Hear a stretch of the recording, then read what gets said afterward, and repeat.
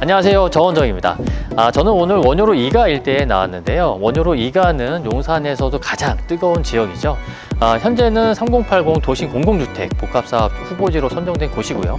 공공재개발을 반대하시는 주민분들이 신속통합 재개발 추진을 위한 주민 설명회가 있었습니다. 이 일대에서 진행된 재개발 진행 경과에 대해서 간략하게 말씀을 드리면요. 22년 1월 이 일대는 3080 도심 공공주택 복합사업 후보지로 선정이 됐고요. 한 2년 반이라는 기간 동안 주민 설명회 2회 그리고 사전 검토의 통과 정도만 진행됐을 뿐 별다른 움직임이 없었던 지역이었습니다.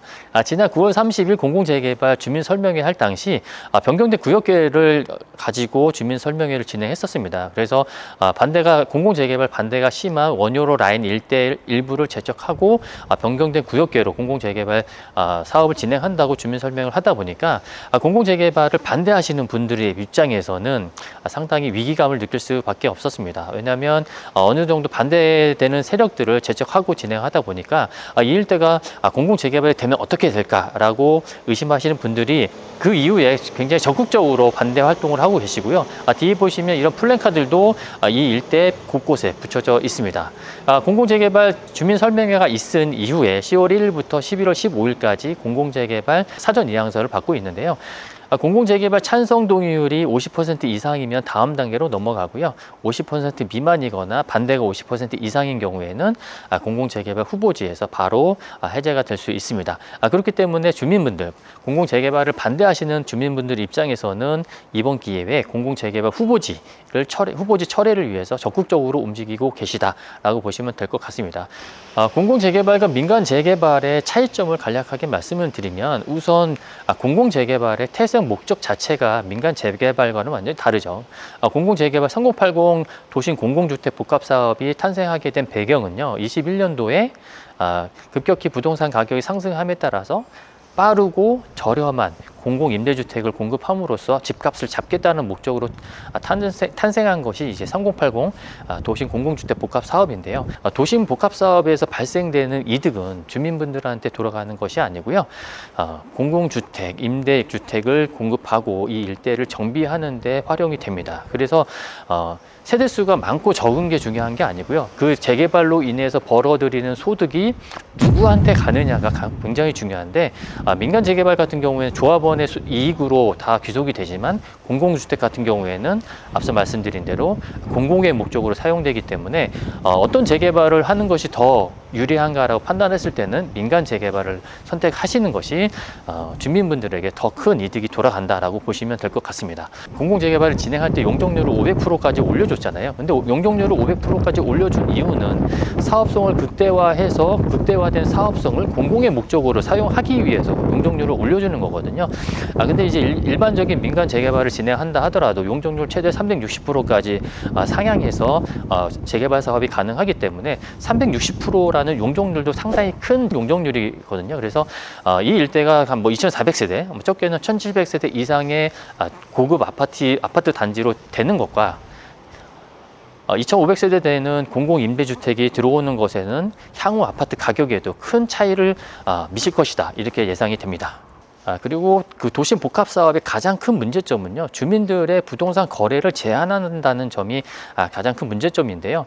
22년 1월 이후에 지금까지 토지나 부동산을 거래하신 분들이라면 입주권이 나오지 않는 그런 제약이 있기 때문에 주민들의 부동산 거래가 제한이 됐던 것도 사실이고요. 그러다 보니까 이 일대 부동산 가격이 주변에서 재개발이 진행되고 있는 구역들에 비해서 적어도 2, 3억 정도는 저렴한 수준으로 거래가 되고 있습니다. 그래서 지난 2년간에 이렇게 주민들의 거래를 제한하고 있다 보니까 주민분들이 피해를 보는 거는 이루 말할 수 없을 것이고요. 그런 부분들이 쌓여서 주민분들이 이번에 어떻게든 공공재개발 철회를 위해서 적극적으로 움직이고 있다, 이렇게 보시면 될 것 같습니다. 일반적인 민간 재개발은 주민 반대 동의율, 반대하시는 분들의 퍼센티지가 25에서 30%만 된다 하더라도 해당 구역은 해제가 되거든요. 그렇지만 도심 복합사업은 반대 동의율이 50%가 넘어야 해제해준다고 하니까 형평성적인 측면에서도 상당히 문제가 있는 법을 적용하고 진행하고 있다라고 보시면 될 것 같고요.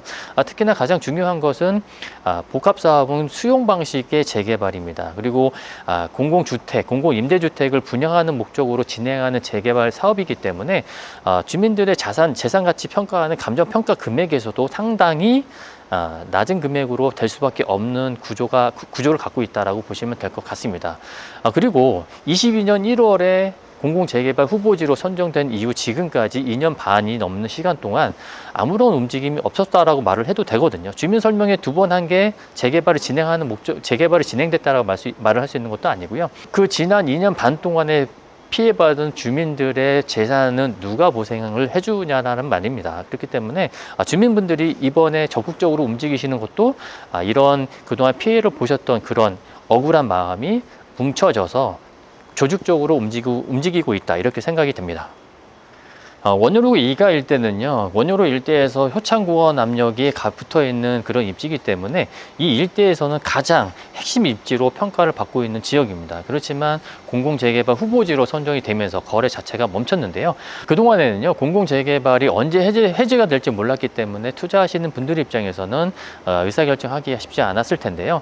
이제는 11월 15일이면 공공재개발이 해제가 되냐 지속되느냐 하는 갈림길에 서 있기 때문에 투자자라면, 그리고 용산에 가장 저렴하게 투자하실 분들이라면 당연히 이 일대를 미리 알아보시는 것도 중요할 것 같습니다.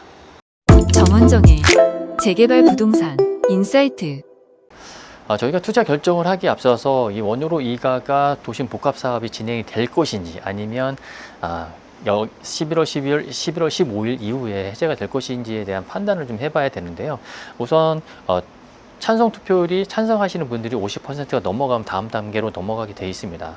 그럼 여기가 50%가 넘어갈 수 있는지 없는지에 대한 판단이 필요한데요. 저는 가정을 그렇게 했습니다. 우선은 공동주택, 우리가 다세대 빌라라고 말을 하는 다세대 빌라 소유주분들은 대부분 찬성할 것이다. 그리고 단독주택이나 일반 큰 건물을 갖고 계신 분들이라면 반대할 것이다라는 가정해서 따져보면요. 현재 그 다세대 주택 소유자들이 한 530명 정도 되고 전체 56% 정도가 됩니다. 산술적으로 판단했을 때 이 다세대 주택을 갖고 계신 분들이 100% 다 동의를 한다면 50%를 넘어갈 수가 있지만 그 530명 중에서 한 10%에서 한 15% 정도는 현금 청산 대상자 분들이기 때문에 그분들은 당연히 반대하실 거고요. 그리고 저희가 일반적으로 재개발을 진행하는 데 있어 동의율을 걷는데도 기본적으로 10에서 15%는 아예 무관심 하시는 분들이 많거든요. 그런 분들이 투표에 참여를 안 한다고 전제했을 때 나머지 분들이 100% 동의를 해야 여기가 50%가 넘어서 공공재개발, 도심 복합 사업이 진행될 수 있다라고 보는데요. 시간이 굉장히 촉박합니다. 한 달 반이라는 시간 동안 다세대 주택을 소유하신 분들의 100% 동의를 이끌어내야 전체 동의율이 50%가 넘어갈 수 있기 때문에 그게 사실적 물리적으로 봤을 때 좀 쉽지 않은 부분이거든요. 그래서 11월 15일에는 공공재개발이 해제되는 그런 결과가 나오지 않을까, 그렇게 예상을 좀 하고 있습니다. 단독주택, 단독건물, 대형 필지에 그런 부동산들이 많이 포진해 있었기 때문에 공공재개발을 강력하게 반대했었던 지역입니다. 그래서 이 일대는 공공재개발 후보지에서 제적됨과 동시에 바로 역세권 활성화 재개발 사업을 하겠다는 추진위가 들어와서 진행을 중에 있고요. 그리고 맞은편에는 아시는 것처럼 원효로 2가 신계동 쪽도 노선형 상업지 역세권 활성화 재개발이 진행하고 있고, 그 일대는 이 일대 여기뿐만 아니라 용문시장 역세권 활성화 재개발 사업도 하고 있고, 그리고 용문동 모아타운 재개발 사업도 진행하고 있고요. 원효로 3가도 신속통합이나 이제 역세권 활성화 재개발 사업이 계속 지속적으로 진행되고 있죠. 원효로 2가 일대가 신속통합으로 재개발이 돼서 2000세대 이상 되는 대단지 아파트로 조성이 된다면 원효로에서는 가장 대규모 아파트 단지가 될 수밖에 없다. 그런 입지적 규모적인 장점을 가지고 있고요. 11월 15일 공공재개발 해제 여부가 결정되는 그 이전에 결정을 하셔야 금액이 오르지 않은 그 금액으로 투자할 수가 있다라고 생각이 되고요. 방법은 여러 가지 있겠습니다. 정말 될지 안 될지 모르는 상황에서 계약을 하는 게 맞나, 결정하는 게 맞냐 안 맞냐 생각하시는 분들도 많을 텐데, 그런 부분들은 뭐 특약이나 이런 거 넣어서 계약을 진행하면 될 것 같고요. 그래서 마음이 중요한 것 같고요. 그리고 선택이 중요한 것 같습니다. 이런 기회의 땅에 부동산을 소유하는 것도 내가 선택을 해야 내 거가 되는 거고, 내가 알아만 본다고 해서 내 거가 되는 건 아니거든요. 그래서 이런 정보들이 있을 때 먼저 움직이시고 먼저 결정하셔서 이런 금싸라기 땅을 다른 지역보다 2억에서 3억 정도 저렴한 금액으로 투자할 수 있는 기회, 내가 정보를 아느냐 모르냐가 중요한 게 아니고요. 내가 결정을 하냐 안 하냐가 중요한 것 같습니다. 내가 아무리 좋은 정보가 있고 아무리 좋은 시점에 이 내용을 알고 있다 하더라도 결정을 못 한다라고 하면 그것은 내 거가 아니죠. 모르더라도 조금 지금 방금 알았다 하더라도 결정할 수 있는 능력이 필요하고, 결정했을 때만 원효로 이가라는 황금알이 여러분들 것이 될 것입니다.